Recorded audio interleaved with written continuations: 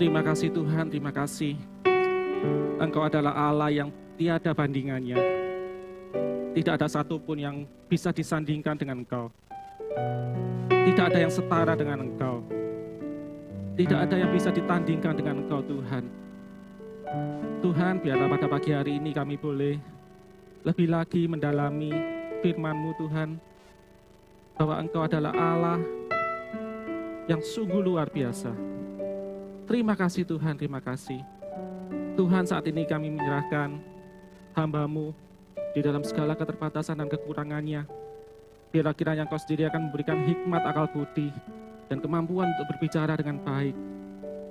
Biarlah Tuhan, hamba-Mu ini dapat menyampaikan firman Tuhan dengan baik.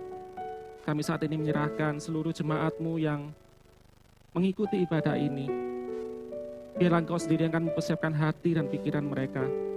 Kiranya mereka boleh seperti tanah yang subur, yang siap untuk ditaburi benih-benih kebenaran firman-Mu Tuhan. Terima kasih Tuhan, terima kasih. Kami menyerahkan seluruh waktu-waktu ini dalam tangan-Mu, dan hanya di dalam nama-Mu Tuhan kami, Yesus Kristus, kami sudah berdoa dan kami mengucap syukur. Amin.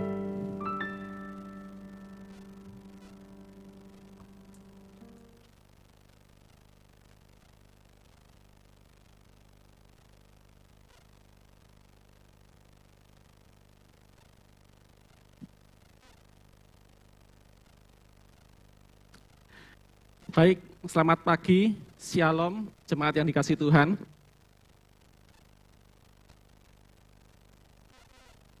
Seperti lagu yang terakhir tadi, rekan-rekan kita menyanyikan, You have no equal, you have no rival. Dan memang pada pagi hari ini, topik yang sama yang ingin kita bahas, ya. Mari kita sama-sama membuka di dalam Matius pasal yang ke-6, ayat yang ke-24. Matius pasal yang ke-6, ayat yang ke-24. Tak seorang pun dapat mengabdi kepada dua tuan, karena jika demikian, ia akan membenci yang seorang dan mengasihi yang lain. Atau ia akan setia kepada yang seorang dan tidak mengindahkan yang lain. Kamu tidak dapat mengabdi kepada Allah dan kepada Mamon. Bapak Ibu, mengabdi kepada dua tuan ini bukan hanya sekedar kata-kata di dalam Alkitab. Bukan hanya sekedar kata-kata di dalam firman Tuhan. Tetapi di dalam kehidupan nyata setiap orang itu sebetulnya ada kemungkinan-kemungkinan kita ini mengabdi kepada dua tuan. Saya pernah membaca sebuah artikel. Di sana diberitakan bahwa Badan Intelijen Jerman itu menangkap salah seorang karyawannya. Karena apa? Karena karyawan itu ternyata juga bekerja untuk Amerika Serikat. Jadi kalau kita membayangkan double agent itu hanya ada di film, ya, film-film spionase, tapi ternyata tidak. Kenyataannya memang ada seperti itu. Dan kalau memang ada orang-orang yang seperti itu sangat mengerikan, gitu ya. Kita membayangkan dampaknya itu luar biasa. Sebetulnya ada banyak contoh-contoh yang di sekitar kita. Cuma mungkin kita ini kurang bisa mendeteksi dengan baik, gitu ya. Karena kebanyakan tidak terlalu terlihat oleh mata kita. Satu contoh lagi yang mungkin cukup valid kalau kita membaca di dalam Alkitab, kita juga menemukan sejarah bangsa Israel, ya, terutama ketika mereka baru keluar dari Mesir, dipimpin oleh Musa. Ada banyak sekali pergumulan-pergumulan di sana, dan kita bisa menemukan salah satunya adalah bangsa Israel ini seringkali mendua hati kepada Tuhan. Mereka diajar untuk menyembah Allah. Ya, tidak ada Allah lain di hadapanku. Jangan membuat Allah lain untuk engkau sembah. Tapi kenyataannya apa? Mereka tetap tidak bisa melakukan seperti yang diperintahkan oleh Tuhan. Salah satu contoh yang mungkin sangat jelas ketika mereka menyembah patung anak lembu emas. Ya. Patung anak lembu emas itu apa? Itu bukan hanya sekedar suatu karya seni yang indah, bukan. Tetapi sebenarnya patung anak lembu emas itu adalah sebuah berhala yang disembah oleh orang-orang Mesir. Jadi kita melihat bahwa ternyata sulit sekali untuk melepaskan ya keyakinan seperti itu. Disuruh untuk menyembah Allah 100% nggak bisa. Seringkali nggak mampu. Seringkali banyak kegagalan. Nah, Bapak Ibu Saudara sekalian, di dalam Matius pasal yang ke-6 ayat 24 ini kita membaca, tak seorang pun dapat mengabdi kepada dua tuan. Karena jika demikian, ia akan membenci yang seorang dan mengasihi yang lain. Atau ia akan setia kepada yang seorang dan tidak mengindahkan yang lain. Kamu tidak dapat mengabdi kepada Allah dan kepada Mamon. Bapak Ibu Saudara sekalian, ayat yang kita baca ini menurut saya mempunyai satu fungsi yang khusus. Ya, fungsinya apa? Fungsinya ayat ini itu seperti sebuah sabuk, ya, sabuk yang mengikat pakaian atas dengan pakaian yang di bawah. Artinya apa? Di dalam bacaan ini, ayat ini berfungsi untuk mengikat dua perikop. Dua perikop itu apa? Dua perikop itu adalah yang pertama, hal mengumpulkan harta, dan yang kemudian adalah perikop hal kekhawatiran. Jadi artinya kedua perikop ini itu sebetulnya tidak bisa dipisahkan. Mempunyai satu keterkaitan yang erat. Keterkaitannya di mana? Keterkaitannya ya di sini, di ayat yang ke-24. Bapak Ibu Saudara sekalian, pada awalnya Tuhan Yesus mengatakan, jangan mengumpulkan harta di bumi, tetapi kumpulkanlah harta di surga. Karena di mana hatimu berada, di mana hartamu berada, di situ hatimu berada. Nah, hal ini mungkin saya kurang bisa menyajikan contoh-contoh yang valid ya, karena ini menyangkut masalah hati.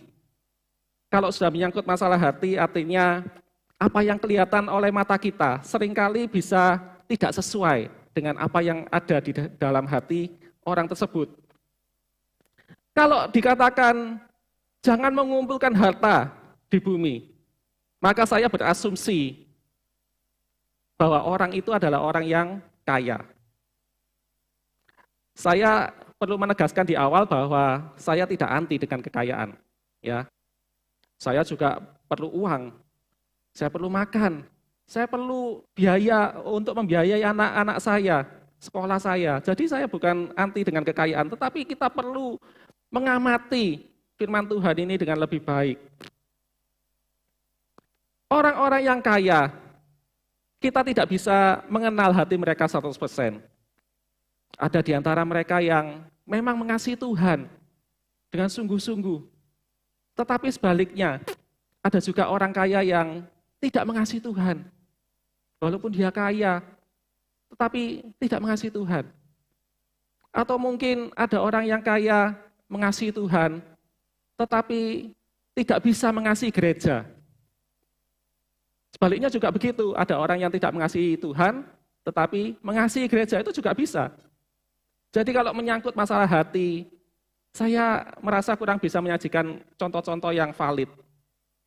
Kelihatannya saja mungkin orang itu sungguh-sungguh mengasihi Tuhan dengan kekayaannya, dengan harta bendanya. Tetapi siapa yang tahu yang ada di dalam lubuk hatinya? Nah, karena Tuhan sudah mengatakan, jangan mengumpulkan harta di bumi, tetapi kumpulkanlah harta di surga. Kemudian Yesus baru masuk ke dalam bacaan kita. Tak seorang pun dapat mengabdi kepada dua tuan. Kalau kita coba mengamati di dalam bahasa aslinya, maka ada beberapa hal yang menarik. Yang pertama, kata-kata tak seorang pun, itu di dalam bahasa aslinya memakai kata odeis. Artinya adalah benar-benar tidak ada satu orang pun. Jadi kalau dikatakan tidak ada satu orang pun, artinya apa Bapak Ibu saudara sekalian? Artinya itu termasuk para pendengar khotbah Tuhan Yesus di atas bukit. Ya, di dalam pasal yang kelima ayat yang pertama. Yesus berbicara kepada orang banyak dan kepada murid-murid. Artinya apa?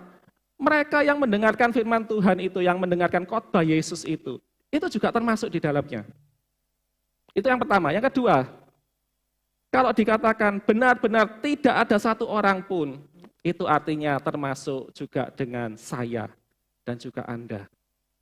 Tidak ada satu pun ya yang termasuk dalam kategori ini. Yang kedua adalah kata dapat. Kalau kita membaca sekilas kata dapat, maka kita mempunyai pengertian dapat ya dapat, mampu, bisa melakukan. Tetapi ketika kita mengamati di dalam bahasa aslinya, memakai kata dunatai. Dunatai itu mengambil kata dari kata dunamai. Dan kata dunamai ini kita tahu satu golongan ya, bisa dikatakan satu golongan dengan kata-kata dunamos, dengan kata-kata dunamo. Artinya apa? Mempunyai satu kekuatan. Kekuatannya bukan kekuatan biasa, tetapi kekuatan yang luar biasa. Jadi artinya kata dapat, ini bukan hanya sekedar mampu melakukan atau tidak mampu melakukan. Karena kata dapat ini mempunyai unsur kekuatan. Jadi sebenarnya kata dapat di sini mempunyai arti seseorang itu mampu melakukan dengan kekuatannya, ataukah sebaliknya, tidak mampu melakukan dengan kekuatannya. Jadi sekali lagi bukan hanya sekedar mampu atau tidak mampu, tidak, tetapi kata-kata ini mempunyai satu unsur kekuatan. Nah, kalau misalnya digabungkan dengan kata-kata sebelumnya, tak seorang pun dapat, ya, tak seorang pun dapat, maka secara sederhana dapat diartikan bahwa benar-benar tidak ada satu orang pun yang mampu melakukan dengan kekuatannya sendiri. Untuk apa? Untuk mengabdi kepada dua Tuhan. Pengertian ini penting karena inilah yang mengawali ayat ini. Kalau kita salah mengerti kata-kata ini, maka pengertian-pengertian yang dibawanya juga bisa menjadi salah. Gitu ya. Mengabdi kepada dua Tuhan, ini menarik menurut saya. Karena apa? Karena ada dua hal yang sebenarnya bertentangan, walaupun kelihatannya sejalan atau seirama. Tetapi dua hal ini bisa menjadi bertentangan. Mengabdi, saya pernah membahas sedikit waktu pemberkatan Saudara Andreas dan Hana. Mengabdi secara sederhana memiliki pengertian menghambakan diri atau berbakti, ya. Menghambakan diri atau berbakti. Jadi artinya apa? Mengabdi ini memiliki suatu kaitan yang erat, yang tidak bisa dipisahkan dari subjek dan objeknya. Jadi kalau ada kata mengabdi, kira-kira subjeknya apa, objeknya apa menurut Bapak Ibu?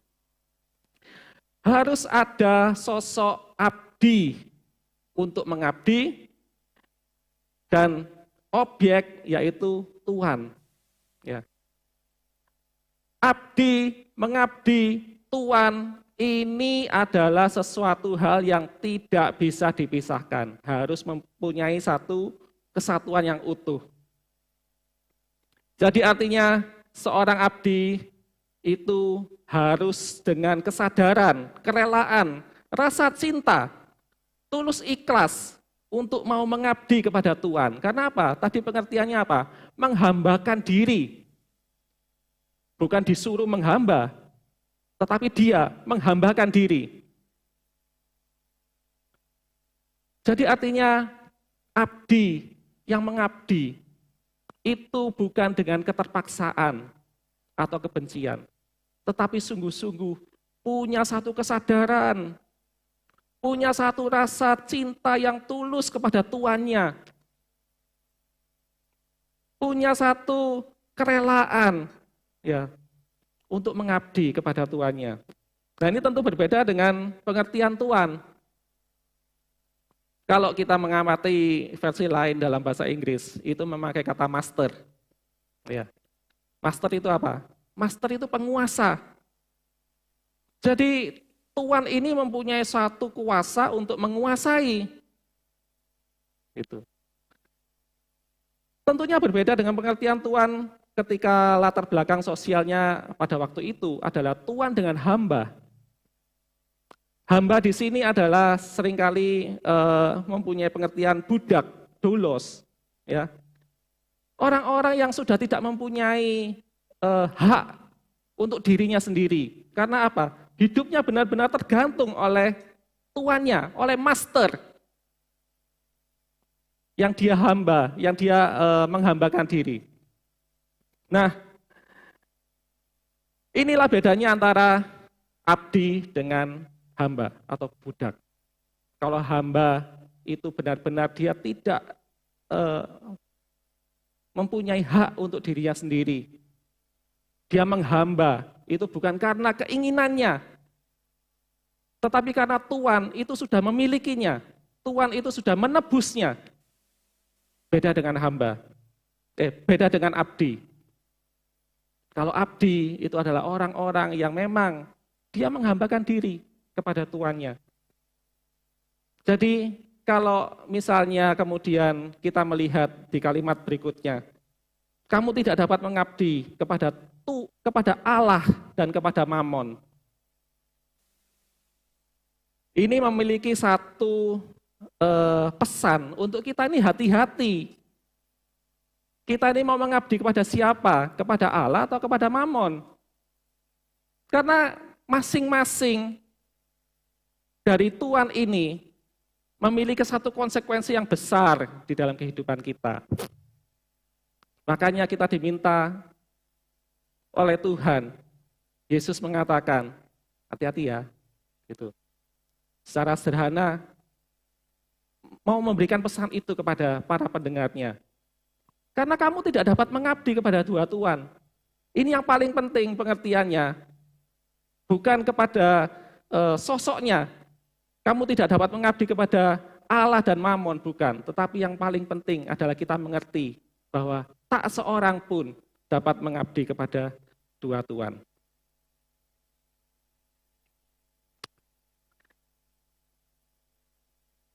Karena mengabdi kepada dua tuan ini tidak bisa dilakukan, kenapa? Karena ia akan membenci yang seorang dan mengasihi yang lain. Atau ia akan setia kepada yang seorang dan tidak mengindahkan yang lain. Kalau orang itu berusaha untuk mengabdi kepada dua tuan, maka ia akan mengasihi yang lain, membenci yang lain, membenci yang satunya. Mengasihi di sini memiliki unsur kata agapau. Jadi agapau ini adalah kasih Tuhan, kasih yang mempunyai satu standar yang sangat tinggi, bukan hanya sekedar biasa-biasa saja. Ya, kasih di sini memiliki suatu standar yang tinggi. Ia akan membenci yang seorang dan mengasihi yang lain, atau ia akan setia kepada seorang dan tidak mengindahkan yang lain. Setia, setia ini adalah teguh berpegang kepada Tuhan yang seorang, tetapi dia juga akan mengindahkan yang lain, tidak mengindahkan yang lain. Inilah mengapa kita tidak bisa mengabdi kepada dua tuan. Masalahnya adalah Yesus melihat orang-orang di sekitarnya itu ada yang model-model seperti ini. Sebetulnya ini bukan sesuatu hal yang mengherankan bagi Yesus. Ingat, Yesus adalah Tuhan. Dia adalah Tuhan yang sejak zaman penciptaan, dia sudah ada. Dan dia juga turut serta dalam penciptaan itu. Artinya apa? Yesus sebetulnya tidak terlalu kaget dengan orang-orang semacam ini. Dan ketika Yesus datang ke dalam dunia sebagai manusia, dia juga bisa melihat orang-orang yang ada di sekitarnya. Ada juga yang model-model seperti ini. Orang-orang yang terlalu sibuk mengumpulkan harta, ya. Orang-orang yang mengabdi kepada dua tuan, ini ternyata ada. Dan kalau kita sudah mengerti hal ini, maka sebetulnya orang-orang seperti ini pun juga ada di sekitar kita. Ya. Tapi sekali lagi saya mengatakan, saya kurang bisa menyajikan contoh-contoh dengan valid, karena sekali lagi ini urusannya urusan hati. Kita mungkin punya suatu pendapat untuk seseorang, si A, si B, si C, si D. Tetapi bisa jadi pendapat kita itu salah. Karena apa yang kelihatan oleh mata kita, itu mungkin tidak sesuai dengan hatinya. Walaupun kelihatannya dia sungguh-sungguh mengasihi Tuhan, sungguh-sungguh melayani Tuhan, tetapi yang menjadi dasar motivasinya siapa yang tahu? Saya tidak tahu, ya. Anda pun juga tidak tahu. Jadi sebagai satu kesimpulan atau penutup, apakah bisa mengabdi kepada dua tuan? Sesungguhnya tidak bisa. Mungkin kita merasa ini sesuatu hal yang biasa. Tetapi kalau kita mempelajari, ini bukan hanya sekedar tidak bisa, tetapi sesuatu hal yang mustahil. Ya. Ini sesuatu hal kemustahilan. Karena menyangkut urusannya itu urusan hati. Dan Tuhan menciptakan hati manusia itu sesungguhnya tidak bisa diserahkan kepada dua pihak.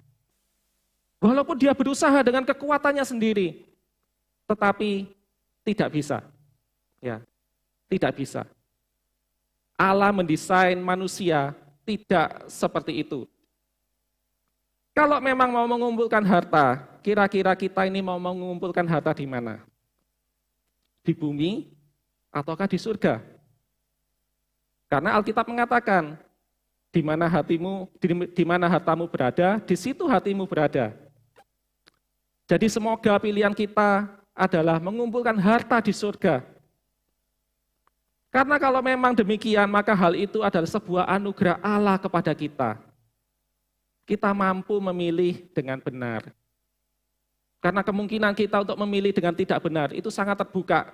Ingat, kita semua adalah manusia yang sudah jatuh dalam dosa. Kalau misalnya kita ini mau mengabdi kepada siapa? Kepada Allah atau kepada Mamon? Saya awalnya lebih tertarik untuk menyelidiki hal ini, tetapi semakin saya menyelidiki hal ini, saya sendiri merasa Mamon ini kurang menarik. Ya, Mamon ini kurang menarik. Kalau misalnya kita melihat di dalam Kamus Besar Bahasa Indonesia, kita mencoba mencari tahu tentang Mamon. Kata Mamon itu tidak akan bisa kita temukan dalam Kamus Besar Bahasa Indonesia. Artinya apa? Mamon ini bukan kata-kata bahasa Indonesia. Mamon ini adalah bahasa Aram yang memang tidak diterjemahkan dalam bahasa apapun. Bahasa Inggris juga tetap memakai kata mamon. Kita melihat bahasa Indonesia juga tetap memakai kata mamon. Dan secara sederhana, mamon itu tetap punya pengertian sempit. Uang, harta, kekayaan, keuntungan, itulah mamon. Jadi kalau misalnya Tuhan Yesus mengatakan, kamu tidak dapat mengabdi kepada Allah dan mamon, ini sebetulnya satu hal yang menarik ya. Karena siapa Allah dan siapa mamon, tidak sebanding.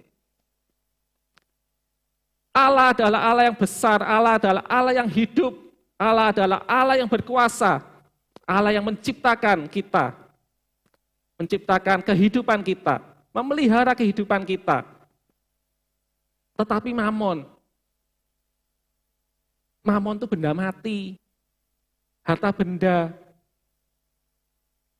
Tetapi oleh Yesus disandingkan begitu rupa, Allah dengan mamon seakan-akan setara, padahal tidak setara sama sekali. Dan yang lucu apa? Manusia banyak yang mengabdi kepada mamon. Jadi kalau misalnya kita mau mengabdi kepada siapa? Kepada Allah atau kepada mamon? Hati-hati dalam menetapkan hatimu. Karena sekali lagi dikatakan, tak seorang pun dapat mengabdi kepada dua tuan. Jadi semoga keinginan kita ini adalah mengabdi kepada Allah. Karena kalau memang demikian, maka hal itu pun juga merupakan suatu anugerah yang diberikan Allah kepada kita. Sehingga kita ini dapat dengan sadar memilih untuk mengabdi kepada Allah yang benar. Kalau memang sudah menetapkan hati untuk mengabdi kepada Allah, maka di perikop berikutnya dikatakan, jangan khawatir akan hidupmu. Hidupmu itu lebih berharga daripada apa? Daripada pakaian, daripada minuman, daripada makanan, dan semua hal lain yang ada di bumi. Jadi tidak usah terlalu khawatir dengan hidupmu. Alkitab mengatakan, Allah sanggup untuk memelihara hidupmu. Lebih daripada burung-burung yang ada di udara. Lebih daripada bunga-bunga bakung yang ada di ladang. Dikatakan, Bapamu yang di surga tahu semua hal keperluanmu di bumi. Jadi yang lebih penting daripada semuanya itu, Tuhan ingin agar kita ini dapat mencurahkan fokus kita, perhatian kita, untuk kemudian mencari kerajaan Allah dan kebenarannya. Tetapi carilah dahulu kerajaan Allah dan kebenarannya. Maka semua pemeliharaan Tuhan yang disebutkan di awal itu akan ditambahkan kepadamu. Kira-kira bisa enggak melihat kesatuan perikop ini, kedua perikop ini? Dan semua hal itu dimulai ketika kita ini sungguh-sungguh mengasihi Dia dan mau untuk membaktikan diri kita untuk mengabdi kepada Allah dan bukan kepada Mamon. Amin.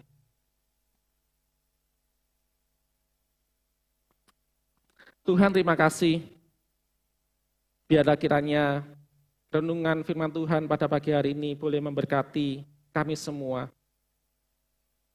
Tuhan, biarlah kami boleh melihat kembali kepada diri kami masing-masing. Kami boleh melihat ke dalam hati kami yang terdalam. Apakah kami sungguh-sungguh mengasihi Tuhan ataukah yang lain? Mungkin sepertinya kami mengasihi Tuhan. Mungkin kami sepertinya melakukan hal-hal yang kelihatannya mengasihi Tuhan. Tetapi sesungguhnya Tuhan, di hadapan-Mu tidak ada yang bisa kami tutupi. Siapakah Engkau yang berusaha untuk kami bohongi? Engkau yang paling mengerti, Engkau yang paling tahu isi hati kami yang terdalam. Apakah kami sungguh-sungguh mengasihi Tuhan ataukah kami mengasihi yang lain? Karena sesungguhnya firman-Mu berkata, tidak ada seorang pun yang dapat mengabdi kepada dua tuan. Tuhan, ajar kami,